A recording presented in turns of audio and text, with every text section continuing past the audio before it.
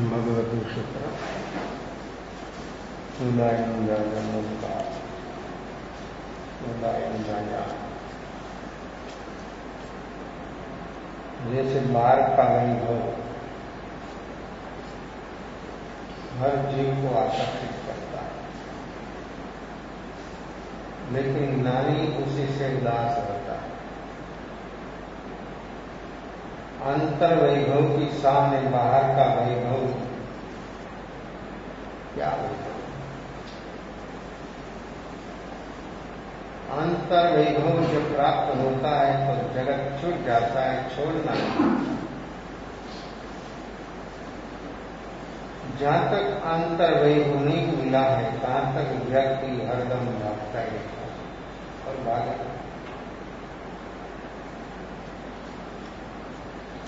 जिसको बाहर का इतना वैभव सो देश का सम्राट उड़ाया, भीतर का वैभव जब प्राप्त हुआ तो सब 100 देश, 363 नगर, विधि भई नगर राजधानी, ये सब कैसे छूट गया?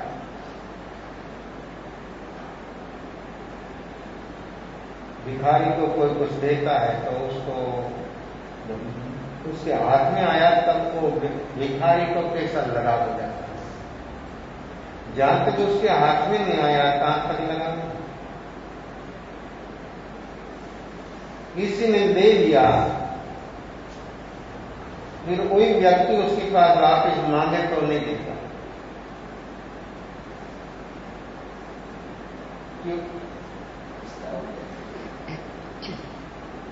थोड़ी क्षणों में उसको दे दिया, लेकिन वो व्यक्ति ने मांगा उसके बाद बुला तो क्या होगा? देगा तो हिचकिचाहट कितना होगा।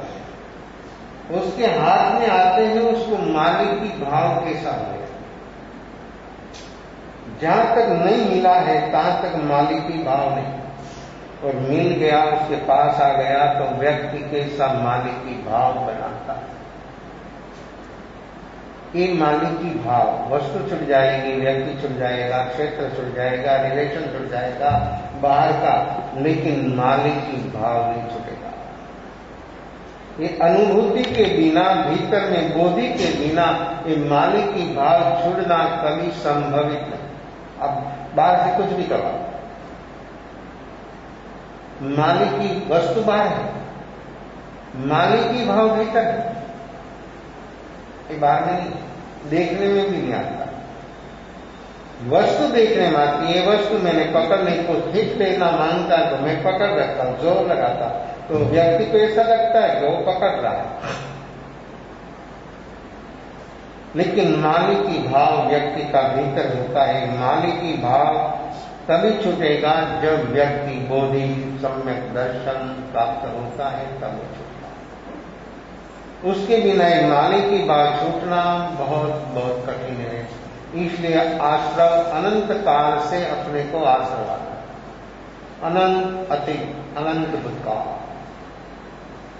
अपनी सामने अनंत भूतकाल है, अनंत भावी है, वर्तमान क्या है कुछ मालूम नहीं।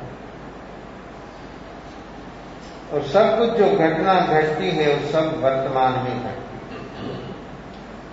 तो वर्तमान में जीता नहीं, मालूम कैसे हो? ये मालिक की भाव व्यक्ति का भीतर से जब छूट जाता है तब व्यक्ति कैसा हो जाता है, व्यक्ति की अंतर अवस्था कैसी बन जाती है, कैसा होता है उसका जीवन। तो ये उदाहरण, जब भीतर में ऐसी उपलब्धि हुई तो बाहर की सब राजपाट रिद्धि सिद्धि सहजता से छूट गया। कोई व्यक्ति के सामने डाकू आकर पिस्टल रख देता है तो भी छोड़ देता है, आयुष पूरा होता ही छोड़ देता है। बहुत बहुत कारणों से व्यक्ति छोड़ देता है, लेकिन मालिक की भाव छूटता है। क्यों नहीं छूटता? मालिक की भाव जहां तक व्यक्ति का नहीं छूटेगा तहां तक व्यक्ति के जीवन में कभी भीतर से घटना नहीं घटेगी, दुख का कारण नहीं मिलेगा। एक दुख का कारण मिटाना। और मालिक वस्तु है ना, वस्तु उपयोगी है, मेरी नहीं है। शरीर साधन है, मेरा नहीं है। मैं मानता हूं, लेकिन मानने से थोड़ा होता। ये मानना वो तो भ्रांति है, भ्रांति से जी मानता कि मेरा है, लेकिन होता नहीं। वो मालिकी भाव अपना नहीं स्वीकारता। व्यक्ति बोलता है मेरा है, लेकिन वो वस्तु, व्यक्ति, कोई किसी का मालिकी भाव कभी स्वीकारता नहीं। मालिक है हम, हमारा, दूसरों का नहीं। और दूसरों का जहां तक हम मालिक बनना मांगते हैं, तहां तक कि व्यक्ति का अपडाउन संसार में रहेगा। ये चतुर्गति संसार में जो जीव चल रहा है, इधर से उधर, उधर से उधर, वो मालिकी भाव से, मालिकी भाव छूटता है व्यक्ति को वर्तमान में जीने से, निर्विकल्प होने से व्यक्ति को भीतर से प्रकृति छूट जाता है। फिर ये जो अपनी पास के शरीर जो है, वो शरीर साधन होता है मुक्ति। जहां तक ये लगाव नहीं छूटेगा, तहां तक ये शरीर है साधन राग द्वेष का। और जीव मात्र को सबसे बड़ा लगाव शरीर का, कोई भी हो। एकंद्री से पचंद्री तक चतुर्गति में जो जीव है, सभी जीवों को सबसे बड़ा लगाव है जीव को शरीर का। ये लगाव, तो लगाव व्यक्ति को जो शरीर का लगाव, शरीरों में वो भ्रांति है दर्शन मोह से। और दर्शन मोह जहां तक सलामत है, तहां तक शरीर में ऐसा ही बोलेगा, ऐसा ही करेगा, ऐसा ही व्यवहार करेगा। दर्शन मोह खत्म होते ही व्यक्ति को मालूम हो जाएगा कि मैं शरीर में तो नायक स्वरूप चेतन भगवान आत्मा में हूं। ऐसा व्यक्ति को मालूम हो जाएगा और व्यक्ति के भीतर में कोई थनगनाहट तो अलग सी हो जाएगी। व्यक्ति सचमुच भीतर से बदल जाएगा। तो ये बदलाव अपना तभी होगा जब अपना मालिकी भाव, जितना मालिकी भाव छूटेगा, इतना व्यक्ति स्वयं में रहेगा। खुद में जो रहना हो, खुद में अपने को अपने में रहना हो, तो मालिकी भाव से हमको ऊपर उठना है। और जो व्यक्ति उसी से ऊपर उठ सकता है, उसका एक काम होता है, कोई व्यक्ति सचमुच ये मनुष्य जन्म उसके लिए सार्थक और सफल होता है। बाकी तो जो रगसते कीड़े मकोड़े के जैसे जीवन जीता है, पूरा कर लेता है, उपलब्धि क्या पूछो तो कुछ मालूम नहीं। उपलब्धि, अपने को कुछ ऐसी उपलब्धि प्राप्त होना है कि व्यक्ति सचमुच और सभी से ऊपर उठ जाए, तो एक उदय, इतना शुभ उदय होने पर भी शुभ उदय से ऊपर उठना असाता की उपेक्षा हो सकती है, साता की उपेक्षा भी नहीं होती। दुश्मन की उपेक्षा होती है, मित्र की उपेक्षा भी नहीं होती। तो उपेक्षा को साधना नहीं है। उदय योग संयोग अनुकूल है, उसी से ऊपर उठना। ये कितना जागरण मांगता है, कितना जागरण साक्षी भाव व्यक्ति का तेज होता है, तभी वो काम हो सकता है। जागरण साक्षी भाव के बिना व्यक्ति कभी उसी से ऊपर उठे, ऐसी कोई संभावना नहीं।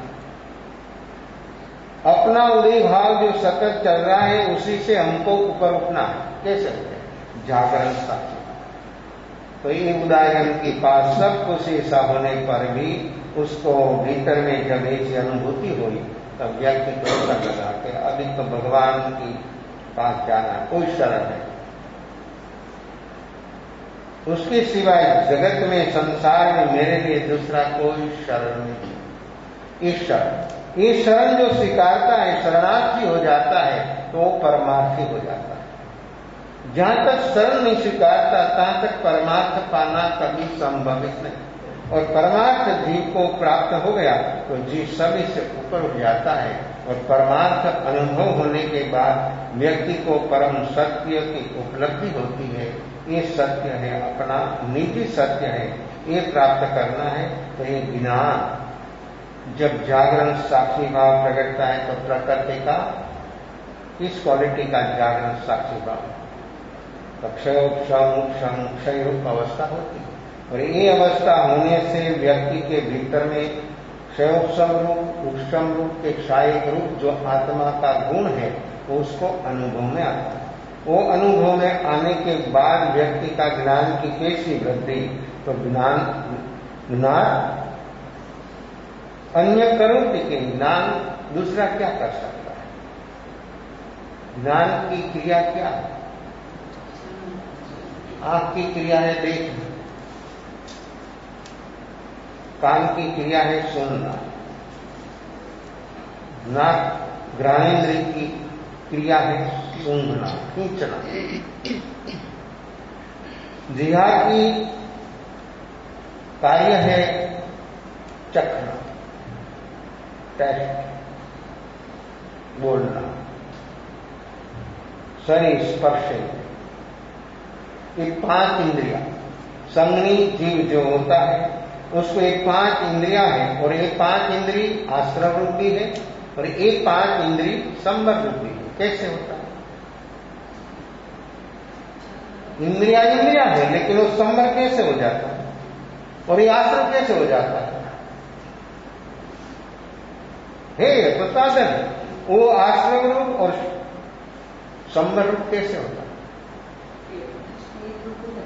उसका कनेक्शन, ये 5 इंद्रिया मन और बुद्धि का कनेक्शन किसके साथ है? ढोकड़ा जो सीखते हैं उसमें 5 इंद्रिया हो संवर, मन संवर, वचन संवर, काय संवर, 3 संवर, लेकिन कैसे होता है? संवर होता है कि वो तो संवर कैसे हो और अनुभव करना है। संवर कभी होता है, संवर उसको होता है जब व्यक्ति वर्तमान में जीता है तब। वर्तमान में जो जीता है तो संवर हो जाता है, तो वहां पर क्या होता है? सम्यक ज्ञान। और सम्यक ज्ञान का काम क्या है? सिर्फ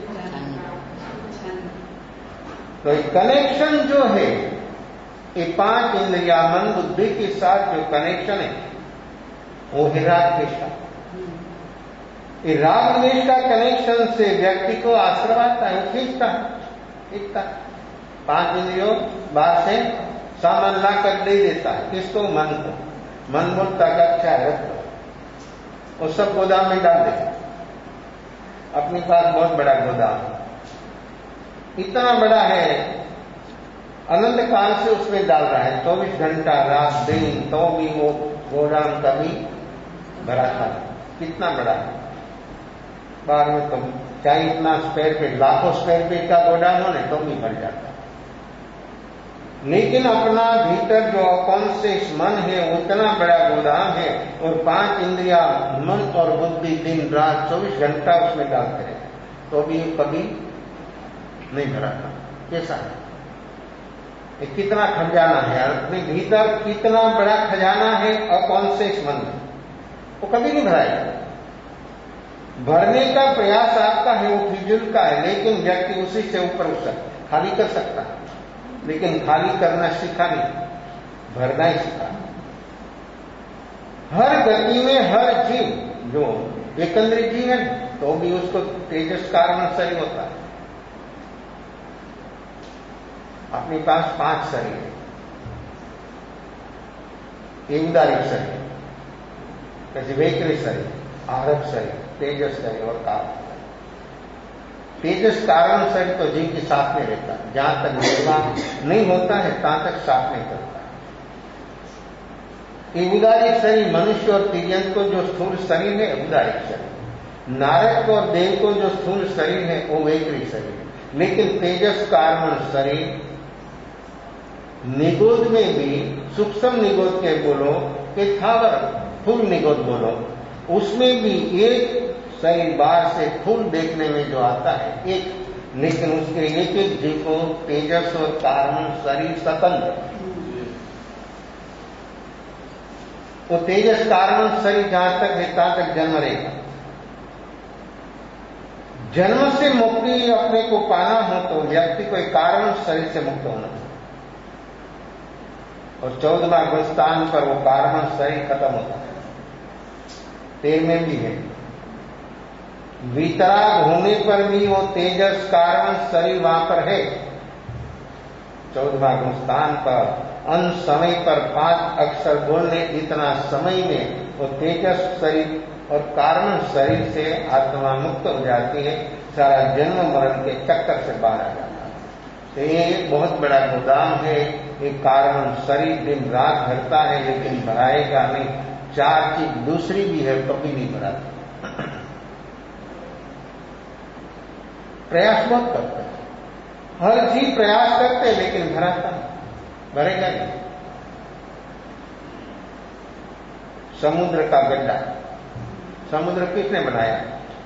कोई सरोवर बनाता है, तालाब बनाता है। गुजरात में मीना देवी ने, सिद्धराज की मां, बहुत बड़े बड़े सरोवर तालाब बनाया, अभी भी है। लेकिन कैसा बनाया देखो तो चकित हो जाता है व्यक्ति, ऐसा बनाया। बहुत जगह पर है गुजरात में, लेकिन समुद्र कौन बनाता है? किसने बनाया? कोई इंजीनियर, कोई विदेश का, किसने बनाया? आइडिया किसने लगाया? समुद्र ने किसी ने नहीं बनाया है, समुद्र का है वह रहेगा। इस समुद्र जो लवण समुद्र अपने जो बोलते हैं, वो लवण समुद्र जो देखते हैं आप, तो ये समुद्र नहीं है, वो समुद्र की खाड़ी है। लवण समुद्र तो उसी से पार है। तो सारा समुद्र जो पानी है, जमीन से ज्यादा पानी है। और ये समुद्र में जो नदियां पानी डालती है,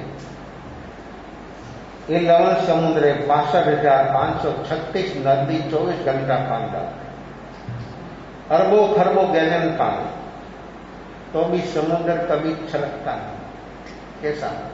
और उसको कोई पाल नहीं है, कोई बांधा नहीं कोई जगह पर, तो भी देखो कैसा है। और समुद्र का पानी खारा रहता है। लोग बोले कि इतना पानी खारा हो मीठा हो तो कोई तकलीफ ही नहीं रहती। मनुष्य को तो हर जगह पर तकलीफ ही तकलीफ हो, तो तकलीफ नहीं हो तो तकलीफ। उसकी तकलीफ तो तभी मिटेगी जब सभी से ऊपर उठेगा, तभी दुख का कारण मिटेगा, तब तकलीफ मिलेगी। उसके बिना तकलीफ कभी मिटने वाली नहीं। तो समुद्र में इतना पानी दिन रात नदियां डाल देती है, तो भी समुद्र कभी करता है। इस समुद्र का गड्ढा कोई नहीं भर सकता। इंद्र भी थक जाता है। शमशान, मरघट का गड्ढा कभी कोई नहीं भर सकता। कोई भी जगह पर मरघट हो, वहां पर सिटी में तो मांगी क्यों है, कभी वहां ढेर नहीं होता। जगता है, आता है, जाता है, तो फिर उसमें कभी कुछ भरना संभवित नहीं होता। तो फिर अपना पेट का गड्ढा वो भराता। सांझे ठासी ने भरू, सवारे खा लो खा लो।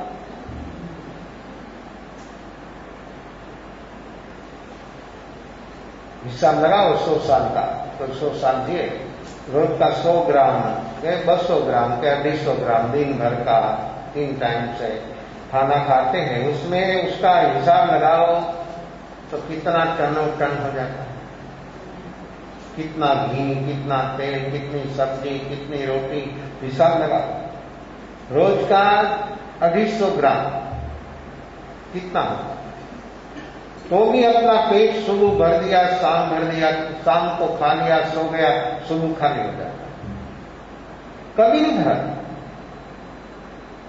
एक कितना है 250 ग्राम की अपना एक पेट है, वो कभी भरता नहीं, खाली ही खाली रहता। कैसा? चौथी बात है तृष्णा का गड्ढा।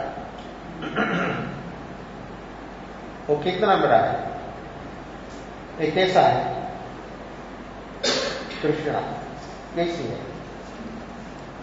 तृष्णा व्यक्ति को कहां से कहां भेज देती है, और तृष्णा का गड्ढा कितना बड़ा है। ये समुद्र की बात सुनिए। पेट की बात सुनी, मरघट की बात सुनी, अभी तृष्णा है। तृष्णा का गड्ढा कितना है, कैसा? तृष्णा कभी किसी की चक्रवर्ती सम्राट हो कि इंद्र हो, उसकी भी तृष्णा कभी पूरी होती नहीं, हुई नहीं, होगी नहीं, हो ही नहीं सकती, बनती रहती, बढ़ती रहती, गुणाकार होता है। व्यक्ति की तृष्णा का गड्ढा कभी भराता नहीं, और भरने का प्रयास जो है वो सब बारिश है, वो सब अज्ञान है। अज्ञान से वो काम हो रहा है। जहां तक व्यक्ति को इस सम्यक ज्ञान नहीं होता है, तहां तक तृष्णा गुणाकार नहीं। एडजस्टमेंट, इन्वेस्टमेंट, उसके दिमाग में वही चलता है, दूसरा चलता है। लेकिन कभी भी ये तृष्णा, कभी परेशान होगा व्यक्ति, लेकिन वो तृष्णा का गड्ढा कभी भराता है, कभी नहीं भराता। एक भिखारी भीख मांगता है, कोई भीख उसको मिल गई, फिर उसको दूसरों को देना वो नहीं दे सकता। कैसा है? उसके पर उसका मालिकी भाव कितना दृढ़ हो गया, इन मालिकी भाव। ऐसा एक भिखारी सुबह सुबह से झोपड़ा से निकला भीख मांगने के लिए, और उसकी झोली में एक मुट्ठी चावल उसने डाला। जब चला था, भिखारी भी उसका जो पात्र होता भिक्षा, उसमें भी फिगर रखता, और ऐसे आप निकले तो आवाज करता है कि मुझे दो। और उसने निश्चित किया कि आज के राज दरबार में जाना भीख मांगने पर, राजा के वहां पर पहुंचना। राजा को भिखारी मिल सकता है? भिखारी को राजा कभी नहीं, भिखारी राजा होता भी नहीं, और भिखारी को राजा मिलता, और राजा भी भिखारी तो राजा राजा भी नहीं। भिखारी बाहर से होता है, लेकिन भीतर से तो भिखारीपना वो तृष्णा से है। निजाम, लास्ट निजाम हैदराबाद सरकार, तो निजाम कैसा था? और गोलकुंडा की खदान उसके पास थी। उसके गोदाम में जवेरात रखने की जगह नहीं थी, आपकी तिजोरी में जगह नहीं, उसका गोदाम में इतनी जवेरात।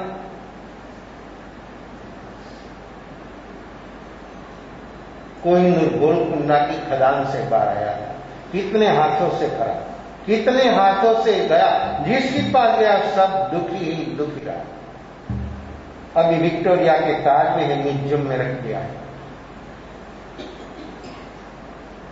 वो निजाम जीवन भर एक ही पगड़ी रखी उसने। जब कचहरी में जाता है तब वो पगड़ी रखता, और एक ही कोट। इतनी बुदबू देती कि कोट और पगड़ी कभी धोता नहीं, धोए तो खलास हो जाए, फट जाए।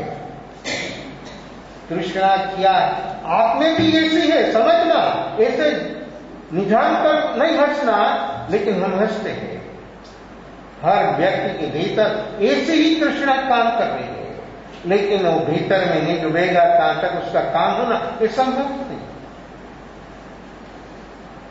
जीवन भर वही ड्रेस, कचेरी का एक पगड़ी वही कोट का। और गेस्ट आते हैं, बड़े बड़े बड़े लोग घर पर गेस्ट बड़े आते हैं, कभी पार्टी होती है, खाना खिलाना पड़ता है मजबूरी से, भाव से, तो सिगरेट भी देना पड़ता है टेबल पर सिगरेट। तो लोग जब जावे सिगरेट अधिक किया और फेंक दिया, तो सब लोग जाने के बाद तो पी हुई सिगरेट वो इकट्ठी करता था। कौन? निजाम। संपत्ति कितनी थी? दूसरों की पी हुई, फेंक दी हुई सिगरेट वो पीता था। ये तृष्णा का नमूना, ये पंचम महाराज में कैसी कैसी व्यक्ति। सिर्फ मोहम्मद सेठ कोई तृष्णा थी ऐसी नहीं है, अभी भी मोहम्मद सेठ की ही नकल है कार्बन को। किसी कैसी अवस्था। जीवो कैसे जीते हैं और कैसे उसके जीवन में वो काम कर रहे हैं। ये तृष्णा इतनी विशाल है, इतनी व्यापक कितनी है। इच्छा हूं आगासा अनंत दिया, अनंत इच्छा, जीवन लिमिटेड, 100 साल का जीवन। 100 साल के जीवन में अनंत तृष्णा को कौन पार पा सकता है, कौन पूरी कर सकता है। तो भी पूरी करने के लिए व्यक्ति कभी प्रयास छोड़ता है, चलता है। वो सिगरेटों पीता, दूसरों की फेंक दी हुई सिगरेटों पीता, कैसा है, क्या मिला उसके हाथ में, क्या है। जब भारत स्वतंत्र हुआ, देशी राज्यों तो हिंदुस्तान में 500 से 700 राज्य, 25 गांव, 50 गांव, 100, 200, 500, 1000 ऐसे बड़े बड़े स्टेट भी थे। वो सब देशी राज्यों को इकट्ठा करना वो कैसा था, सिर का दर्द था। वल्लभ भाई गृह मंत्री था, वो सब राज्यों को उसने विलीन कर दिया। एक निजाम ने झुका, एक जूनागढ़ ने झुका, ओके हमने तुम्हारी शरण नहीं स्वीकारी, समझाया नहीं माना। बहुत लोगों ने समझाया, कन्हैयालाल मुंशी को भी भेजा वल्लभ भाई ने, उसको पकड़कर कारागृह में डाल दिया। मुंशी बोला कि मैं तो फंस गया, यहां आया तो मुझे तो पकड़ लिया, तो साहब को कह। वल्लभ भाई के पास एक भैया रहता था, हरदम साथ बॉडी का, कैसा बॉडी का, समय आया तो खुद का जान ले गया। वल्लभ भाई ने उसको तैयार किया कि तुम जाओ, लो एक बात उड़ा,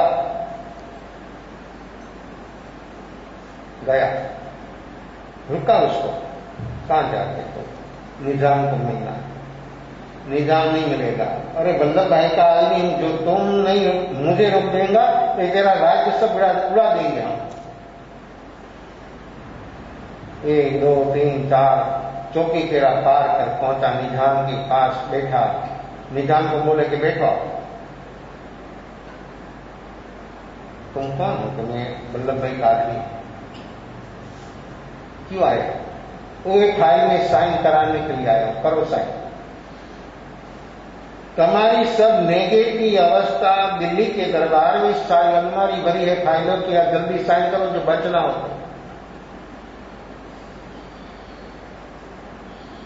निजाम घबरा गया, क्या करना, किसकी सलाह लेना, साइन तो निजाम को करना था, उसका राज्य था, कैसे छोड़े। ऐसा बड़ा राज्य, निजाम सरकार बोले, उसकी चलन करेंसी चलती थी, ऐसा सब होने पर भी वो बोला कि अभी साइन करो, कल नहीं, अभी यही साइन कर, जीना हो तो कर दो। जीवन कितना प्रिय है कि निजाम हो तो फिर क्या, इंद्र हो तो फिर क्या, कोई भिखारी हो तो फिर क्या, सभी जीवों को जीवन प्रिय है। मरना कोई नहीं चाहता है, जीवन प्रिय है, सुख प्रिय है। बाकी आत्मा परमात्मा तो सब समय बचे फिजूल का, तब बातें करते। प्रैक्टिकल तो है और प्रैक्टिकल के बिना आत्मानुभूति 3 काल में संभवित नहीं है। ये दुख का कारण मिटे कभी संभव, हाँ बुद्धि के लेवल पर आपको समझ में आ जाएगा, लेकिन अनुभव करना हो तो ये सब प्रैक्टिकल। धर्म टेक्निकल नहीं है, प्रैक्टिकल। धर्म थ्योरिकल नहीं है, अनुभव करने की चीज, जो व्यक्ति को अनुभव करना खुद का, तो प्रैक्टिकल। और भगवान महावीर ने 12.5 साल तक ये प्रैक्टिकल काम किया, तभी वो घाती कर्म जल गया और आत्मा परमात्मा हो गई। उसके बिना वो काम नहीं हुआ। 12.5 साल 2 ही काम किया, स्वाध्याय और ध्यान, दूसरा कुछ काम नहीं। ध्यान से स्वाध्याय नहीं, स्वाध्याय से ध्यान नहीं। अभ्यंतर तप है स्वाध्याय और ध्यान। हमने वो दोनों की उपेक्षा कर दी। हम स्वाध्याय बोलते तो शास्त्र पढ़ लेते हैं, कोई स्वाध्याय 2 घंटा 3 घंटा 4 घंटा कंठस्थ होकर पढ़, वो द्रव्य स्वाध्याय है। ये स्वाध्याय, स्व अध्ययन, स्वयं जीवन का अध्ययन करना। ग्रामर की दृष्टि से स्वाध्याय स्वयं जीवन को पढ़ना। अपने भीतर बहुत लिखा है, बहुत लिखा, इतना लिखा है कि जिसकी कोई सीमा नहीं है, लेकिन पढ़ने के लिए व्यक्ति कभी तैयार नहीं। इस स्वाध्याय और स्वाध्याय जो हो, मैं बोलता हूं, आप लोग सुनते हैं, अपने भीतर क्रोध है, क्रोध कहां से आता है? बहुत समय पर मैं प्रश्न उठाया, बहुत दफा बोल दिया है, लेकिन अभी तक कोई जवाब नहीं आया। क्यों? ध्यान में डूबे तो लाए, ध्यान के बिना ये बुद्धि का प्रश्न नहीं। ये शास्त्र में तो क्रोध क्या है, क्रोध से क्या नुकसान होता है, क्रोध से दुख दुर्गति होती है, आपको ये सुना है, माना है, लेकिन क्रोध से ऊपर कैसे उठना? क्रोध खराब है ऐसे मानते हैं आप, ऊपर कैसे उठना, उसी से बाहर कैसे आना?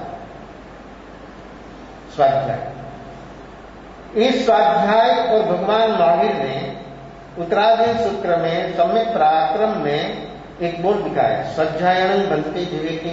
स्वाध्याय करने से जीव को क्या लाभ होता है? तो कि ज्ञानावरण आदि कर्म खत्म होता है स्वाध्याय है। तो हम पढ़ते हैं, उसमें अपना मन सुनते हैं, पढ़ते हैं, चिंतन मनन करते, उसमें अपना मन भी नहीं रहता, तो उसी से ज्ञानावरण कर्म आदि खत्म होगा। सावधानी का तो क्या होगा मुझे मालूम नहीं। सन सत्यावी रोज 500, 1000, 2000 गाथा का स्वाध्याय करते, लेकिन कर्मक्षय की बात है तो झिझक जाता है, बोलता क्या स्वाध्याय का परिणाम क्या कि ज्ञानावरण आदि कर्म खत्म होता है, ऐसा लिखा। वो भी पढ़ते हैं, वो भी पढ़ते हैं, लेकिन स्वाध्याय का अर्थ क्या मालूम नहीं। बोलने से जो ज्ञानावरणीय कर्म खत्म होता तो हो कहना चाहिए, बोलते हैं इतना, तो क्यों नहीं होता? ये स्वाध्याय भीतर का स्वाध्याय, ये द्रव्य स्वाध्याय है, ये भीतर का स्वाध्याय। भीतर का स्वाध्याय ऐसा है कि उसकी जड़ का है, वो ढूंढना, वो स्वाध्याय का काम है। क्रोध की जड़ कहां पर है?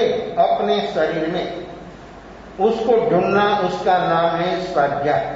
और फिर उसकी जड़ जहां है वहां पर निश्चित हो गया खुद से, फिर वहां पर ध्यान, और ध्यान हुए तो जड़ जल जाती है, प्रॉब्लम सॉल्व। क्रोध नहीं करना नहीं, क्रोध होता नहीं, हो ही नहीं सकता कोई हालत में। किसको? जब जड़ खत्म हो गई तब। एक काम भगवान महावीर ने स्वाध्याय और ध्यान 12.5 साल तक किया, खड़ा रहा 12.5 साल तक, नींद नहीं किया 12.5 साल, मौन रह सकते हो, घबरा जाते हैं, मौन रखते तो मानस घबरा जाते हैं। कितना ट्रैफिक है अपने भीतर, ये ट्रैफिक से ऊपर उठने के लिए कभी मौन रखकर देखे तो मालूम होगा कि ये मेरे भीतर ट्रैफिक क्यों चल रहा है। तो क्रोध की जड़ कहां है? उस जो सही स्वाध्याय होगी तो ढूंढ लेगा, और उसके पर ध्यान होगा तो जड़ खत्म हो जाएगी, उसका घाटी कर्म खत्म होता है, उसको वो आत्मा परमात्मा हो सकते हैं। ये पढ़ने से सुनने से मालूम होगा, बुद्धि के लेवल पर रहेगा, लेकिन एक निमित्त आता है तब सब ब्रेनों से क्षण में क्यों हो जाता है। तो आप लोग मानते नहीं क्रोध मेरा स्वभाव नहीं है, क्रोध करना पाप है, क्रोध से दुख दुर्गति में जाते हैं, तो फिर क्रोध क्यों होता है? मानने पर भी होता है, क्यों होता है? जागरण नहीं है, साक्षी भाव नहीं है। जो जागरण साक्षी भाव हो तो क्रोध नहीं हो, निमित्त आता है, होता नहीं। ये धर्म है, ये स्वभाव रूप आत्मधर्म, ये बोधि सम्यक दर्शन पाने का मार्ग है। लेकिन जीवो कहां भटक जाते हैं, खुद की भ्रांति से भटक रहे, उसी से बाहर आने के लिए व्यक्ति को काम करना है, और व्यक्ति को जैसी रुचि लगन हो तो उसका काम हो सकता है, उसके बिना ये काम होना कभी संभवित नहीं। ये तृष्णा का गड्ढा, ये भीतर में अनंतानुबंधी लोग, अनंतानुबंधी की तृष्णा कभी पूरी नहीं हो गई। एक गड्ढा कभी भरने वाला नहीं है, ऊपर उठो तो हो सकता है, खत्म हो सकता है, भरेगा नहीं, कोई नहीं भर सकता है, और भरने की क्षमता भी किसी की नहीं है। ऐसी है अनंत अनंत तृष्णा। एक आकाश कितना है? आकाश, लोकाकाश, अलोकाकाश। लोकाकाश वो है जो आकाश देखो सभी को जगा देता है, आकाश है अवकाश, खाली जगह, ये अवकाश है खाली जगह, ये आकाश। आकाश आधा है, 5 द्रव्यों आधे हैं। आकाश सभी को 5 द्रव्यों को जगह देता है रहने के लिए। आप मानते कि मेरी जगह, किसकी जगह? फिर आपका पैलेस हो कि बंगला हो कि फ्लैट हो कि झोपड़ा हो कि कोई भी हो, मानते व्यक्ति क्या एग्रीमेंट हो गया? फिर एग्रीमेंट नहीं होता तहां तक अपना नहीं होता। एग्रीमेंट हो गया फिर अपना हो गया। तो ये आकाश को ले सकते? आकाश कौन ले सकते? आकाश ने खाली जगह कौन ले सकते? कौन मालिक हो सकते हैं? हुआ कोई? कितना समय अनंत काल चला गया। चक्रवर्ती भी बोलते कि 6 खंड का मैं मालिक रहा, कोई रहा? 6 खंड का मालिक बोलता है, लेकिन कौन रहा? आकाश कभी किसी का मालिकी भाव नहीं स्वीकारता। आकाश का कोई मालिक नहीं हो सकता है। आकाश आकाश है, आकाश अनंत है, आकाश निर्लेप है, आकाश निसंग है, आकाश आधार है। सभी द्रव्यों का एक आधार किसी को नहीं मिलता, लेकिन आकाश सभी को आधार देता है। समझ में नहीं आएगी बात तो व्यक्ति को काम होना बहुत कठिन हो जाएगा।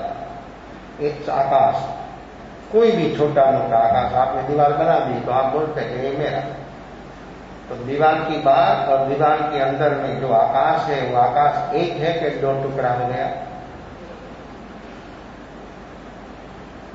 एक होल का आकाश और होल की बाहर जो आकाश है बाहर में, और ये यहां आपने बैठे हैं खाली जगह तो बैठते। तो बाहर का और भीतर का जो आकाश है वो एक है कि अलग है? क्या है? घटाकाश पटाकाश ऐसे बोले जाते हैं। तो वो दोनों एक है कि अलग अलग है? मकान का आकाश और मकान की बाहर का जो आकाश है वो व्यक्ति मानता है कि मेरा है, अलग है। अलग आकाश को कोई नहीं कर सकता। आकाश आकाश ही है। इस दीवार में भी आकाश है। दीवार है, उसमें भी किरीटो, चाहे इतनी ठोस हो दीवार, सीमेंट की बनाई, ईटों की नहीं, तो भी अंदर में आकाश है, जगह है। लोहे का गड्ढा हो, लोहे का बहुत बड़ा गड्ढा हो, उसमें भी अवकाश है, उसमें भी जगह है। आपको देखने में नहीं आती। आप तिजोरी रखते हैं घर पर, तिजोरी खोलते तब उसमें ऐसे देखना, उसका खाना खोलकर ऐसे देखना, उसमें मिट्टी कहां से आ जाती है? कैसे आ जाती है? कहां से घुस गई? तिजोरी में। बाहर में तो यहां तो होता है, बाहर नहीं होता, रेती मिट्टी। तिजोरी में कहां से घुस गई? आप चाहे इतना कपड़ा लगाओ, कवर लगाओ, कुछ भी करो, अंदर मिट्टी घुस जाती है। और इतनी बारीक हो तो आपको लाइट शो नहीं हो तो देखने में भी नहीं आता। तो कहां से आई? और आत्मा को तिजोरी में रखो, कबाड़ में रखो, कोई भी जगह पर रखो, तो आत्मा को कोई बांध सकता है? आत्मा को कोई रख सकता है? बंधन ग्रस्त बना सकता है? कहां से निकल जाता है? कि आज की कैबिन बनाओ, उसमें व्यक्ति, जिंदा व्यक्ति को रख दो और फिर 2 दिन 3 दिन के बाद खोल दो। 2 दिन 3 दिन का 2 घंटा के बाद खोल दो, क्या होता है? तो आत्मा कहां से चली गई? गत में दरार नहीं है, कुछ है नहीं, आपको देखने में नहीं आता है, तो आत्मा कांच की कैबिन में, कांच में भी छिद्र है, आपको देखने में नहीं आता, वहां से निकल जाती है। और आत्मा को कोई रोक नहीं सकता है, आत्मा को कोई आंख से देख नहीं सकता, बाहर का कोई साधनों से आत्मा कभी पकड़ में नहीं आई। सम्यक दर्शन होता का अनुभूति हो जाती है कि शरीर अलग है, मैं अलग हूं। ऐसी अनुभूति, साक्षात्कार, भेद ज्ञान, ब्रह्म ज्ञान जो बोलना, वो सम्यक दर्शन से अनुभूति होती है। तो ये अनुभूति करना हो तो जीव के भीतर में रही तृष्णा खत्म, नहीं तो ये आकाश जितनी तृष्णा है अनंत कभी भरेगी। तो भिखारी भीख मांगने के लिए निकला घर से, झोपड़ा से, एक मुट्ठी चावल अंदर रख दिया, चला राजपथ पर जा रहा था, पहुंचा रात दरबार तक, राजा का रथ सामने आया। वो इतना खुश हो गया, इतना खुश हो गया आदमी कि आज तो बस मैं निहाल हो जाऊंगा, धन्य हो जाऊंगा।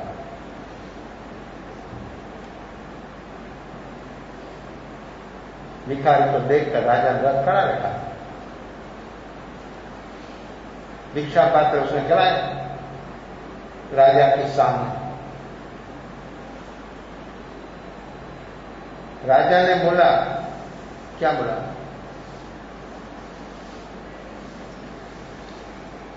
आप लोग हंसते हैं, बोलते नहीं, यहां मौन धारण करते, बाहर जाते तो इतनी वाणी छूट जाती है कि पूछो मत। आपको ऐसा लगता है कि मैं बोलूं तो जवाब मेरा सही नहीं होते, आपके भीतर में ऐसा तो संशय चलता है।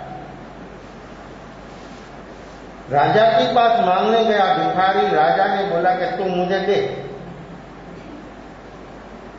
कोई कल्पना कर सकते? राजा किसके पास मांगता है? राजा भी भिखारी के पास, सब राजा भिखारी। एक नहीं, भीतर में दूसरों का ले लेना, दूसरों का राज्य ले लेना, वो भिखारी नहीं तो क्या? छोटा राज्य हो उसको ले लेना, चढ़ाई कर उसको राज्य ले लेना, क्या है? उसके पास राज्य है तो भी दूसरों का राज्य, पड़ोसी राज्य ले लेना, तो किस लिए? भाव किस लिए हुआ ऐसा? भिखारी। भिखारीपना कैसा होता है और ऐसे ही व्यक्ति की वर्तमान अवस्था कैसे बदल जाती है और एक एक क्षण क्षण पर ये सब काम हो जाता है। वो भैया ने साइन करा दिया, निजाम ने साइन कर दिया, भाई से बचना हो तो कर दो, कर दिया साइन। और खुद का प्लेन था उस समय पर, और खुद के प्लेन में जितनी जवेरात जो हो लेकर चला गया पाकिस्तान। निजाम हैदराबाद रह गया, निजाम चला गया। वल्लभ भाई का आदमी ने ऐसा काम किया, उसको उसका भय दिखाया, तो मृत्यु का भय से राजा भी डर गया। तो हर व्यक्ति को सबसे बड़ा भय है मृत्यु का, और खबर दिया वो भैया ने वल्लभ भाई को कि काम अपना हो गया। गया दिल्ली, बहुत उसको नवाजा, बहुत बढ़िया काम करता रहा। तुम कैसा भय है हर जीव मात्र को, या भिखारी की पास राजा मांग रहा है तुम मुझे दे। भिखारी सोचने लग गया कि ये तो उल्टा हो गया, मैं तो मांगने को आया तो वो बोलता कि तुम मुझे दे, क्या करना? सोचने लग गया। उसकी झोली में तो एक सिर्फ घर से झोपड़ा से निकला तब मुट्ठी चावल अंदर डाला था, वही था, दूसरा कुछ नहीं था। तो राजा ने बोला कि देख लाओ। उसके दिमाग में नहीं आती है बात कि क्या हुआ, क्या हो रहा है। आज ये तो बहुत बड़ा सुकन लेकर निकला था, ऐसा ऐसा। जब सुकन देखते ना हम लोग जाते तब कैसी आपकी मान्यता हो, किसके कर्म को भी मानते हैं, सुकन को भी मानते हैं, सब कुछ मानते हैं, कैसा मानते हैं?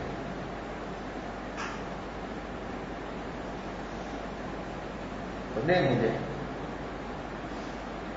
झोली में हाथ डाला, अंदर चावल था, सोचने लगा कि कितना दाना दो उसको, कितना दाना देना, एक मुट्ठी दे दो कि 2-4 दाना दो, कितना दो? सोचने लगा।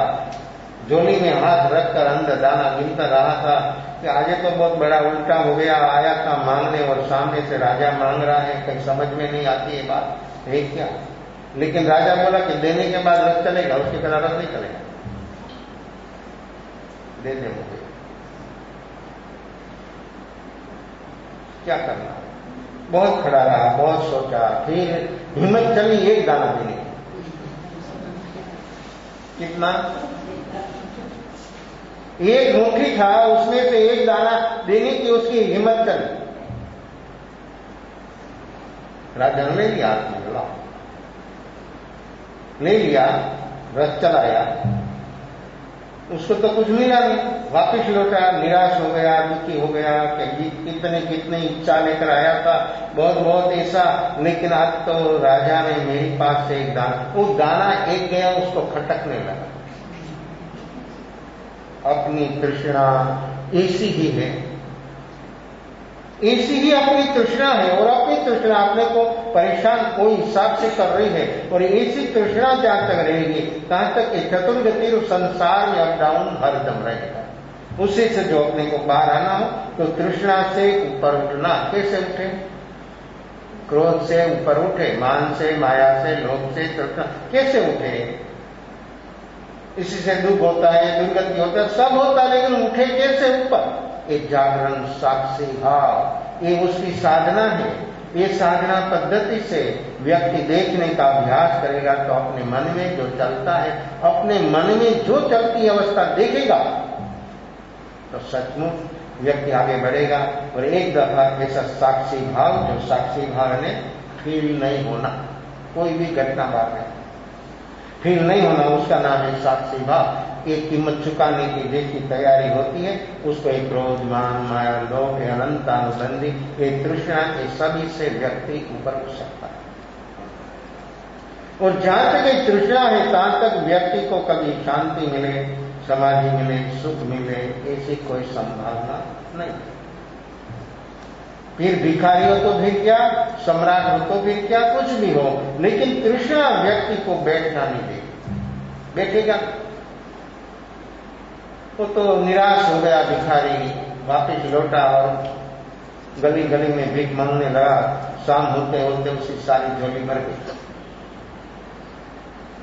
गया झोपड़े का, अलग करने लगा सब, जो वस्तु मिली थी वो सब डाल दिया था अंदर में, वो अलग अलग करने लगा। अलग करते करते करते एक दाना सोना का निकला, चावल का।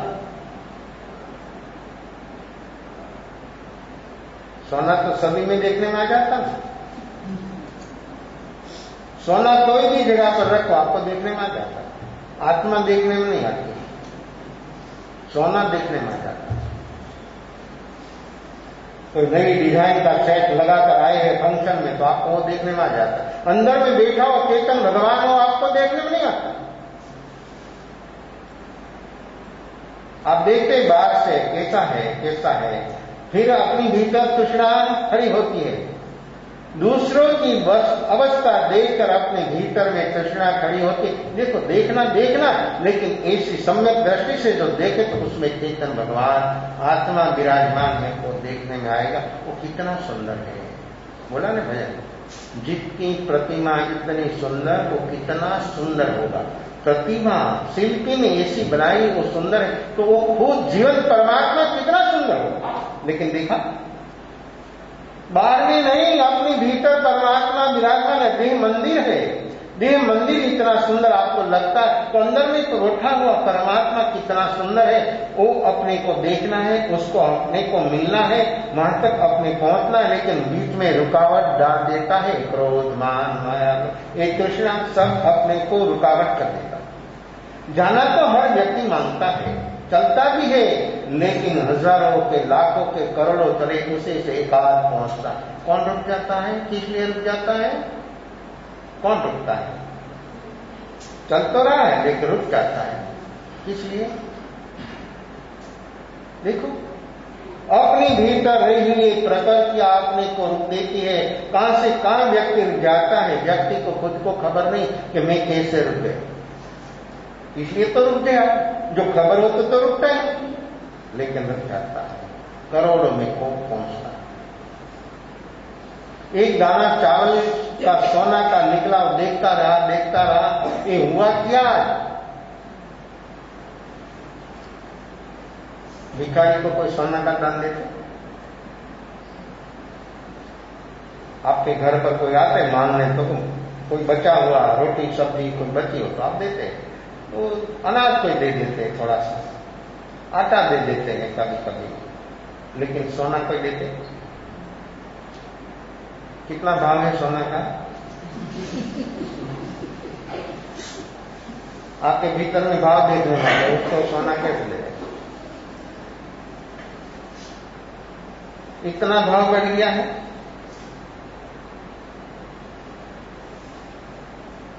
ले कोई दे सकता? कैसा झिझक जाता है। वो देखता रहा कि हुआ क्या है। फिर सोचने लगा कि एक मुट्ठी चावल सारा दे देता तो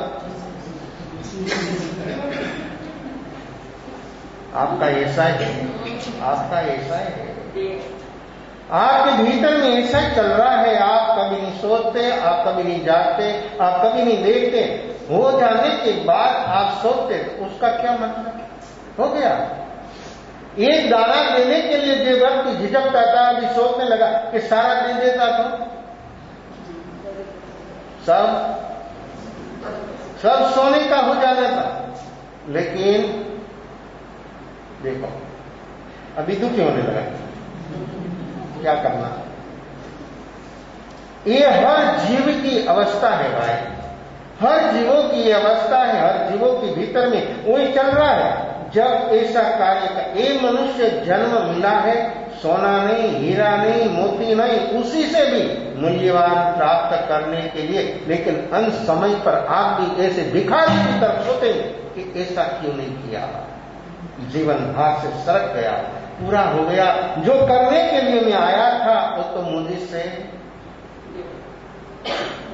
हर व्यक्ति को अंत समय पर ऐसा होता, लेकिन समय सब बीत गया।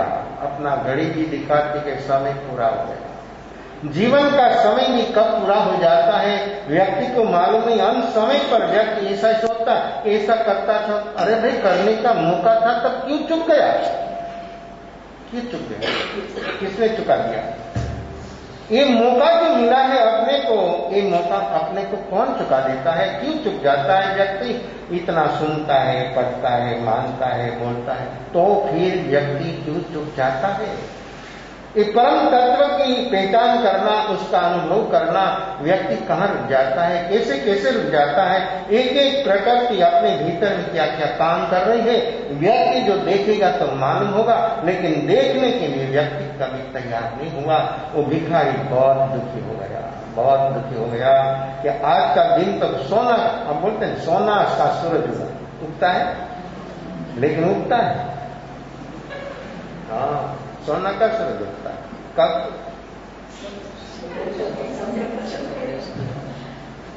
भाई बोलते हैं सोने से सूरज उगा रे, मोती रे बदाऊ रे। कैसा कैसा बोलते हैं? नहीं मोती नहीं, सोना का सूरज। शरीर बोलना कैसा है, कैसा है, कैसे कैसे अपनी वर्तमान अवस्था चलती है। हम जो वर्तमान देखने का अभ्यास जो करें तो मालूम होगा कि अपने भीतर इस सोना से भी ज्यादा, सबसे ज्यादा कीमती जो है अपने भीतर है, उसको अपने को अनुभव करना है। वो अनुभव तक पहुंचने के लिए हम जो जागे तो सचमुच अपना काम होगा। समय अपना पूरा हो रहा है, तो जो भिखारी जैसे दुखी होगा ऐसा हमको दुखी होना नहीं है। ऐसा संकल्प करे आप और भीतर में जागरण साक्षी भाव प्रकट करे तो सचमुच अपना मंगल ही मंगल, कल्याण ही कल्याण, सभी का श्रेय विशेष भाव है और सब।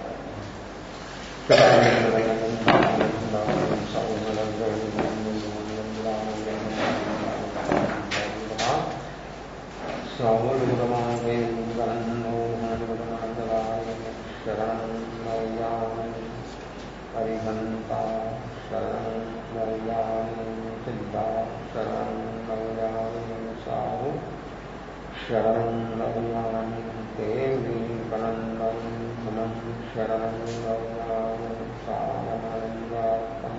संग्रहे मोसागरमानरे सकलकर्माणि मोक्षपरां सुखलियं भावयेन्द्रदा संसाराणि शरणागतं शरणो ये मरणाय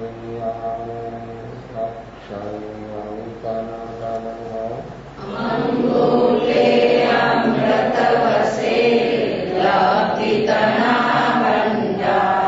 श्री गुरु गौतम समरिये मन वंचित फलदाता भावे भावन भावी